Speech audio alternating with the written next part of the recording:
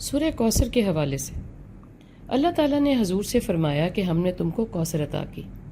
یہ خوشخبری دنیا میں بھی پوری ہوئی اور آخرت میں بھی پوری ہوگی۔ پہلے دنیا کے حوالے سے دیکھ لیتے ہیں۔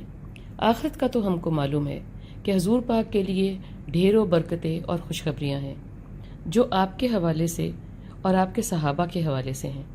یہ سن کے پڑھ کے ہم روشن ہو جاتے ہیں۔ کیا ہی کمال شخصیات ہوں گی آپ کے زیر سایہ، زیر نگرانی پلنے بڑھنے والے، آپ سے براہ راست مستفید ہونے والے، وہ سب آپ کے ہر حکم کے گواہ، تابع دار، ساتھی، پیار کرنے والے اور پیار کروانے والے۔ ان سب کا ساتھ حضور کی خوشخبریوں میں شامل تھا۔ آپ جس اونچ نیچ سے گزرتے سب دل و جان، مال سب نچھاور کر دیتے۔ آپ کے صحابہ واقعی ستاروں کی مانند تھے۔ اللہ نے بشارتوں کے ساتھ ساتھ اکثر جگہوں پر نماز اور حمد و ثنا کا فرمایا ہے۔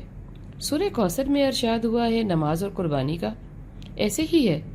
حضور کے وقت مشرکوں کا خیال تو تھا کہ ہم دین ابراہیمی کی پیروی کر رہے ہیں، مگر ان نے دین کے احکامات کی شکل اتنی مسخ کر دی تھی کہ پہچاننا ناممکن ہوا تھا۔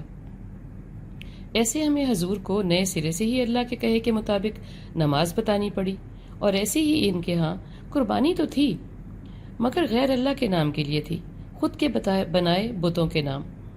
یہ بھی بتانا پڑا کہ سب قربانی جس کا سورہ میں ذکر ہے، اور دل و جان، مال، وقت اور سب کچھ، کہ قربانی صرف اللہ اور صرف اللہ کے لیے ہی ہے۔ القرآن میں اللہ اور حضور کے درمیان کی سب گفتگو، خواہ شریعت ہو یا حکمت، سب قلم بند ہے، مگر وہ صرف اسی لیے ہے کہ فقتاً فوقتاً ہم کو اس کو کھولنا ہے اور مستفید بھی ہونا ہے۔ ہم یقیناً بھول جاتے ہیں یا بھولنے لگ جاتے ہیں کہ احکامات کی اہمیت ہماری زندگی میں کب کم ہونا شروع ہو جاتی ہے۔ اب تو خود سے ہی عقل سمجھ استعمال کرنی ہے نا۔ اللہ نے کوئی پیغمبر نہیں بھیجنا اور نہ ہی کوئی صحیفہ۔ ہم کو یہ قرآن سنبھال کر رکھنا ہے، بطور کتاب نہیں بلکہ احکامات ادا کر کے۔ حضور کی مشرکین مکہ چڑ بناتے تھے کہ آپ کے بعد آپ کا نام لیوا کون ہوگا؟ آپ کا تو کوئی بیٹا ہی نہیں ہے، آپ کا پھیلایا کام منقطع ہو جائے گا۔ حضور پاک کے بعد کے ہم سب ہیں۔ میرا قیاس ہے کہ اللہ پاک نے جو کہا کہ تیرا یعنی حضور پاک کا دشمن ہی منقطع کیا جائے گا، سو وہ آپ کے زمانے میں تو ہوا۔ آج ہم کہاں کھڑے ہیں؟ ہم تک آپ کا پھیلایا اللہ کا کلام آپ کی کاوشوں کا پھل ہے، ہم تک پہنچا ایسے ہی جیسے کہ اللہ تعالیٰ نے چاہا۔ اب ہم اس کے ساتھ کیا کر رہے ہیں؟ یہ آج ہم سب کا انفرادی سوال ہے، خود کا، ہر مسلمان کہلائے جانے والے شخص سے۔ میں کہتا ہوں آج کا اسلام، آج کی نوید، آج کا مسلمان بھی ہے کیا؟ حضور سے لے کے آج تک ہر وقت کا مسلمان خوشخبری تھا، یعنی کہ ایک نوید تھا۔ ہم کو کیا ہو گیا؟ مسلمان حضور کے لیے خوشخبری ہے۔ خوشخبری بن جاؤ خدارا۔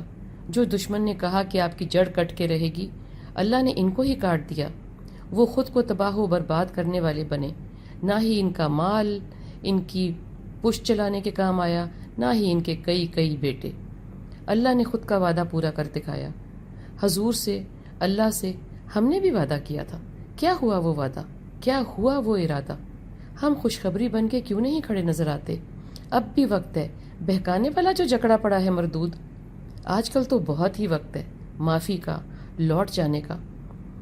بہکانے والا جو جکڑا ہوا ہے اس کے جکڑنے کا فائدہ اٹھاؤ، دور پڑو اس کی طرف جو رحمت کے دروازے اور مغفرت کے دروازے کھولے کھڑا ہے۔